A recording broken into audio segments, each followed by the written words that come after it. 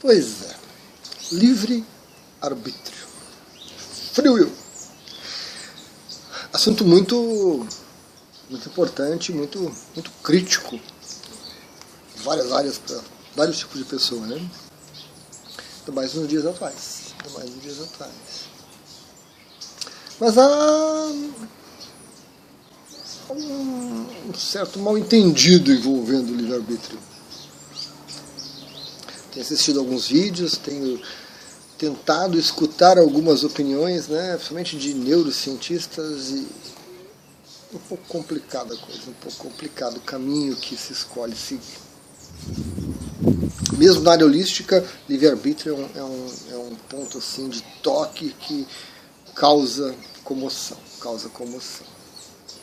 Afinal, todo mundo quer escolher com quem casar, né, se casa, compra uma bicicleta, questões terríveis na vida das pessoas, né? Livre-arbítrio.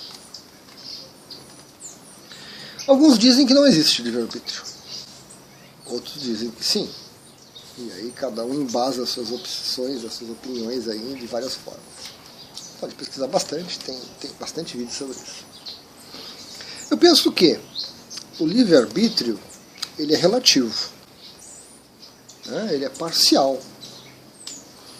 Quanto mais consciência você tem, quanto mais desperto você está, e consciência aqui não é essa questão de fazer o bem ou o mal, saber o que é certo e errado, não é só isso, é um pouco mais profundo do que isso, né? Quanto mais lúcido você está, mais livre-arbítrio você tem. Quanto mais no sono, quanto mais condicionado, quanto mais preso à repetição de padrão você está, menos livre-arbítrio você tem. E com isso, não temos o que brigar com isso, né? Não temos o que brigar, não é uma questão de interpretação.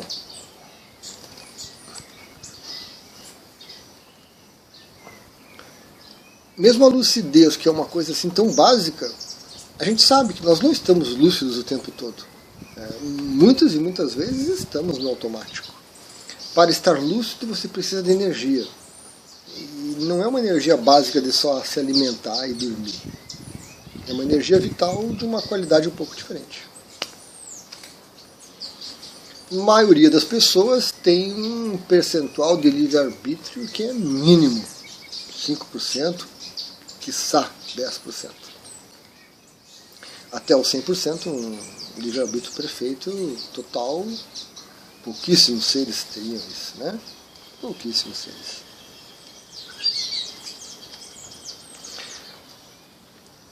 O livre-arbítrio, ele não pode ser entendido como fazer o que eu quero, fazer o que eu gosto, fazer o que eu desejo, não fazer o que eu não quero, não fazer o que eu não gosto.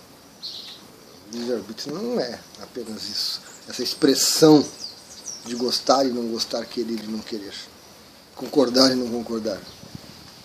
Dessa forma nós estamos reduzindo o livre-arbítrio, limitando o que é livre-arbítrio, transformando o livre-arbítrio numa mera manifestação de desejo, de vontade, que, né, desejo, você sabe, hoje eu desejo, amanhã não quero mais, hoje o meu objeto de desejo é esse, amanhã é aquele, e assim por diante.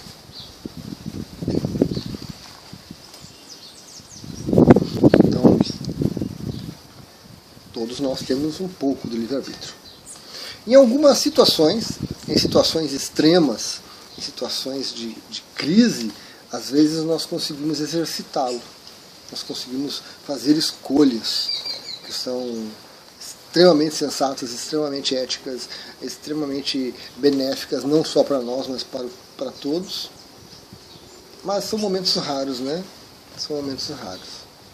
No geral, no dia a dia, nós estamos presos ao gostar e não gostar, ao querer e não querer, aos nossos condicionamentos. Né? Aos nossos condicionamentos. E essa prisão a esses condicionamentos, ele é uma prisão material, física, e mental, e material. né? Energia sutil, diferente. Ela é física por quê?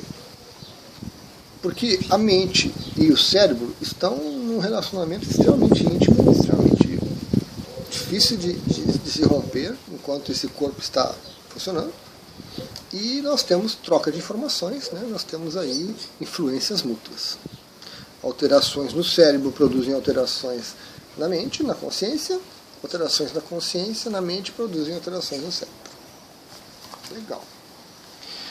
Em termos de cérebro, quanto mais você pensa nas mesmas coisas, em determinadas coisas, quanto mais escolhas repetidas você faz, mais você treina o seu cérebro, você cria redes neurais para isso, você cria caminhos neurais que se repetem, que se reforçam.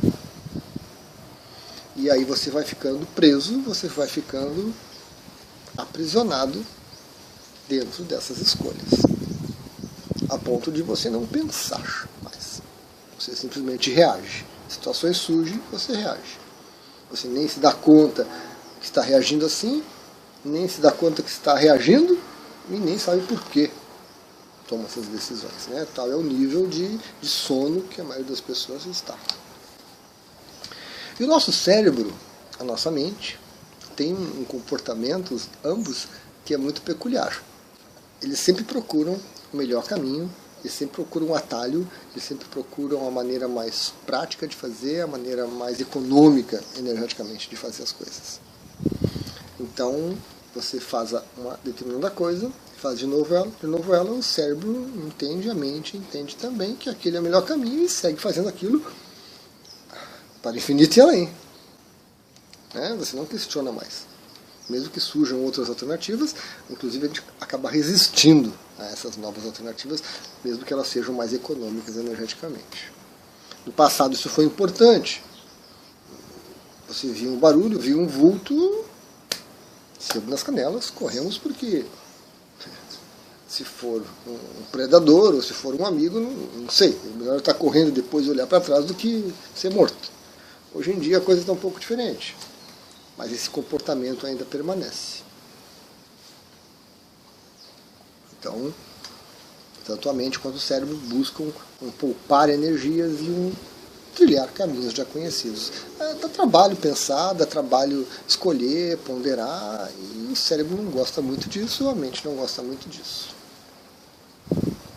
Essas trilhas neurais, esses caminhos neurais, eles se tornam tão rígidos que moldam a nossa visão da realidade, o nosso ser, o que nós somos.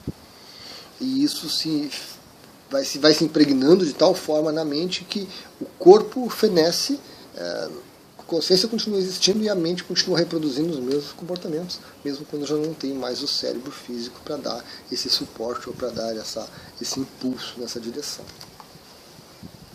Uma das grandes experiências que fizeram um tempo atrás, isso em laboratório, isso controlado, isso por cientistas, por pesquisadores, não foi nada assim mirabolante, foi o uso do LSD, que ele rompia esses padrões neurais instalados. E ele fazia com que áreas do cérebro que há muito tempo não se comunicavam, muito tempo, voltassem a funcionar, voltassem a interagir, voltassem a perceber as coisas, e isso amplia a nossa perspectiva da realidade. Esse ampliar a perspectiva da realidade dá trabalho, consome energia, gera medo, insegurança, a mente não gosta, o cérebro não gosta, né? Então nós vamos nos fechando, vamos nos condicionando. O trabalho com LSD abre, traz perspectivas novas, e quando passa o efeito que as coisas vão voltando ao normal, muitas vezes essas alternativas que surgem, esses novos caminhos que se formam, são um pouco mais perenes e trazem bons benefícios. Há muita coisa nesse campo ainda.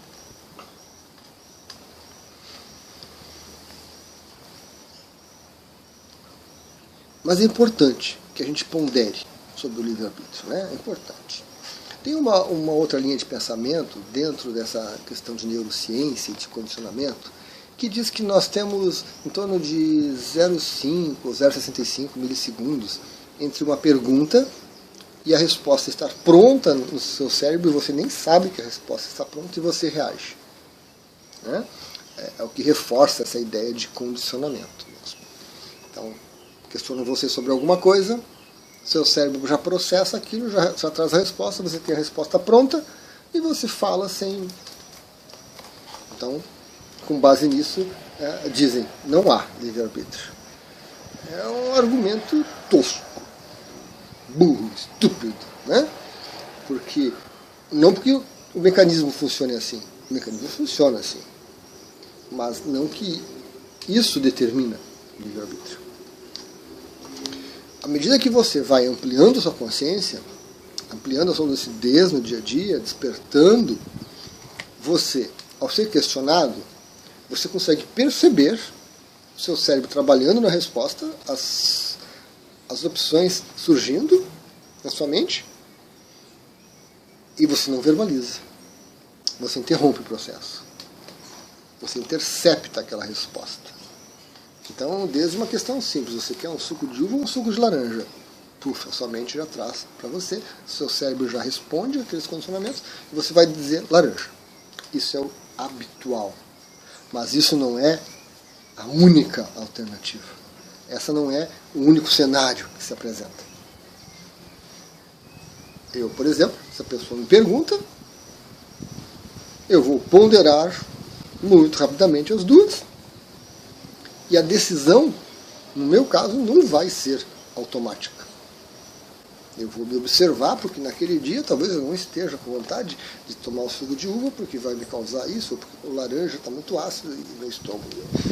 Então, antes de verbalizar, eu já tenho a resposta pronta, já tenho as alternativas prontas, mas ainda há uma escolha. Então, eu penso no livre-arbítrio como isso. Não as alternativas, não as respostas que o seu cérebro traz, a sua mente oferece para as situações com que você se depara.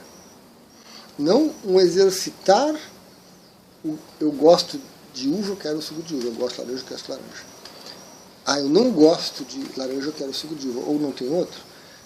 Não é um exercitar do meu gostar, do meu querer, do meu não gostar, do meu desejo. Isso não é livre-arbítrio. Livre-arbítrio é essa escolha que nós fazemos conscientemente, não uma escolha inconsciente, porque é condicionamento, né? Conscientemente, que pode ser a cada momento, o que é muito desgastante, que pode ser de tempos em tempos, ou a partir do momento em que as perguntas e os questionamentos se tornem relevantes e mais impactantes na vida da gente. Então, precisamos separar essas coisas. Eu creio que todos vocês já devem ter experimentado isso, né? Um questionamento, a sua mente trabalha muito rapidamente, traz 2, 3 alternativas, já há uma delas que é a escolha mais tradicional, mas que você segura. Você não verbaliza. Alguma coisa em você segura isso. Não é o seu cérebro, porque o seu cérebro reage, processa, trabalha, é um computador biológico. O cérebro não tem condição disso, não tem condição de gerar consciência. Talvez a sua mente, ou talvez a sua consciência. A gente precisa separar mente de consciência, né? É um tópico meio espinhoso. Mas alguma coisa em você. Porque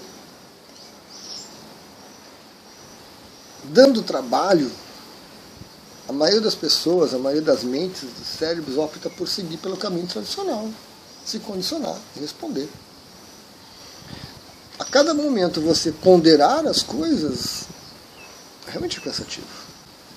Então, a maioria de nós está no estado de sono a maior parte do tempo.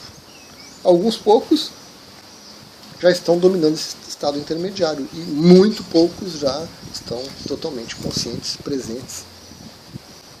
É isso. Fazer esse tipo de escolha, ele é complexo, porque implica em responsabilidade. A escolha do querer, do gostar, não gostar, ela é muito egoísta, é muito individual. É um impacto muito, muito agora, nesse momento, em mim. Se eu tomar o suco de uva agora, como eu me sinto? Se eu quero tomar o suco de uva laranja agora, como é que eu vou? É muito... Quando você tem mais consciência para interceptar todo esse processo e reorganizar ele com base em nós. Já não há só o eu. Esse aumento de livre-arbítrio implica aumento de responsabilidade e implica na inclusão do outro ou dos outros. E aí você sabe que se você escolher isso, você vai ter todos aqueles impactos, não só na sua vida, mas na vida das pessoas próximas. E isso dá trabalho. Isso gasta energia. Isso torna você mais lento. E as pessoas não gostam. Poxa, define as vezes o que tu quer da vida. Fala das vezes aí, dá a tua opinião. E você ainda está processando mais argumentos, mais perspectivas, mais cenários envolvidos. Quando você está dormindo, você sai escolhendo uma coisa após a outra, independente dos resultados para os outros, às vezes independente dos resultados para si mesmo. Tanto que a pessoa sabe que o cigarro faz mal e fuma e não consegue parar. Não há nenhuma perspectiva de si mesma dali a 3 meses. A pessoa bebe, sabendo que faz mal para o corpo, em excesso, né, exageros, sem qualquer perspectiva. As pessoas fazem atividades físicas aí extremamente desgastantes que um deslize, ela perde parte do corpo e passa a vida inteira numa cadeira de rodas, né? Por um capricho, sem uma perspectiva mais adiante, de impacto ao redor, né? Então o sono, ele é egoísta. Ele é a minha diversão, é o que eu gosto, o que eu quero agora e acabou. Ponto. Esse despertar de consciência, ele é inclusivo, ele é nosso, ele é mais responsável. Esse estar lúcido a respeito do que eu estou agora, o que eu estou fazendo, o que eu estou escolhendo, o que eu estou fazendo e quais as repercussões, é diferente. Isso envolve livre-arbítrio. Não é porque, mas são questões mais elevadas. Não são questões mais elevadas. O processo é o mesmo para escolher suco de uva, suco de laranja, ou se você vai casar ou comprar uma bicicleta. Cérebro, como um computador, vai trazer ponderações e oportunidades e vantagens e desvantagens, queridos, e não. Sua mente respondendo a tudo isso, interagindo com tudo isso, as coisas estão prontas e alguma coisa intercepta. Porque eu vou querer fazer uma escolha e não reagir a condicionamentos, a vontades, a desejos, a um costume, uma prática repetitiva.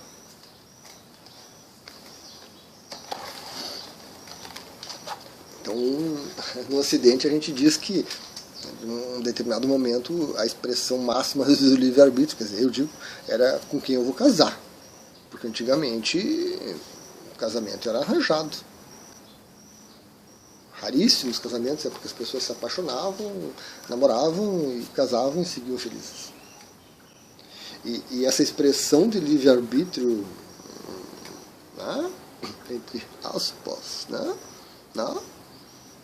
é ridícula, porque se eu estou escolhendo com quem eu vou casar, com quem eu vou passar minha vida, com quem eu vou organizar uma vida a dois, por que tantos casamentos não dão certo? Por que há tanta dificuldade atualmente em relacionamentos?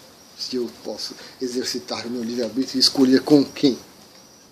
Antigamente, quando as pessoas não escolhiam, os casamentos permaneciam mais tempo. Não por obrigação, mas porque as pessoas aprendiam a se amar, aprendiam a se relacionar, porque era aquilo que tinha que fazer. Então havia também uma vantagem nesses casamentos arranjados, comprados e assim por diante.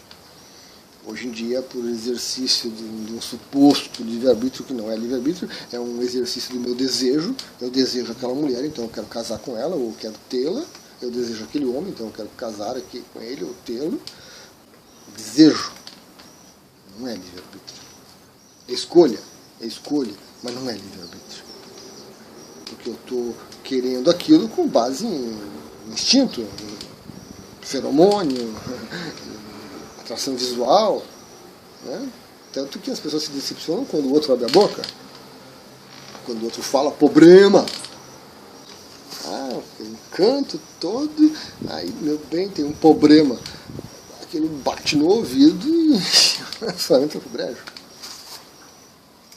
Entra pro brejo. Então, isso está inserido em tudo.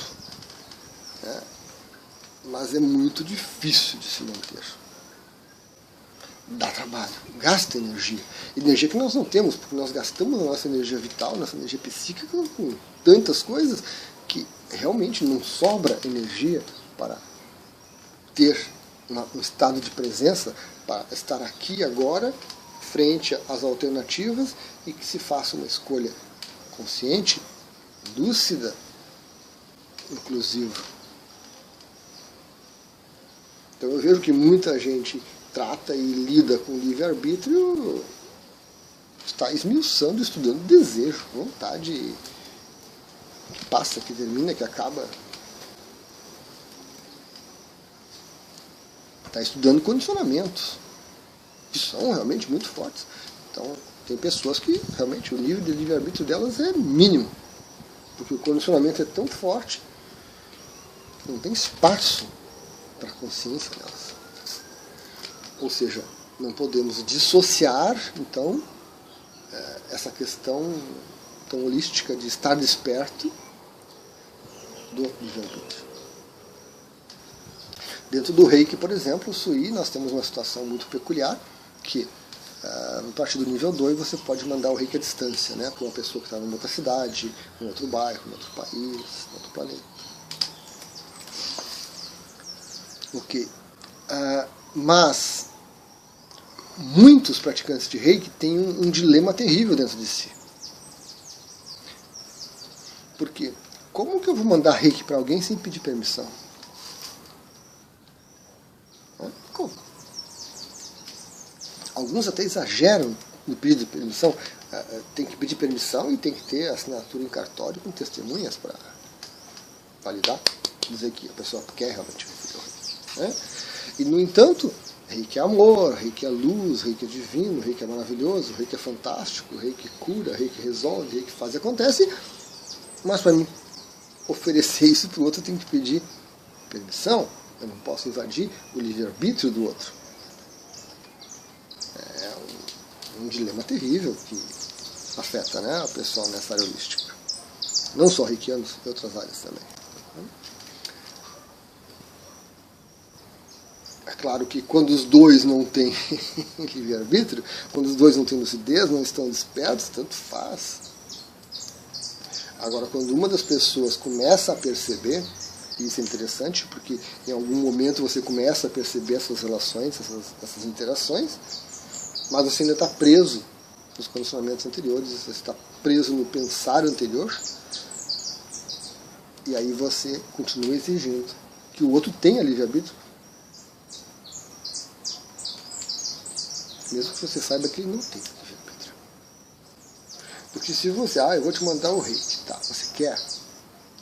O livre-arbítrio dele vai dizer, mas ele não sabe o que é o Reiki, não sabe como é que funciona, não sabe para que serve, tem os condicionamentos, os medos, as angústias, então ele não está consciente para ter livre-arbítrio e escolher, dizer sim ou não. E mesmo quem está enviando o Reiki, que tem um pouquinho mais de consciência de ao menos ver que o outro está precisando de alguma coisa e que o Reiki pode ajudar, também não tem livre-arbítrio, também não tem consciência, também não está desperto o suficiente, é um pouquinho só, mas não tem o suficiente para perceber que... Como é que eu vou querer que o outro entenda?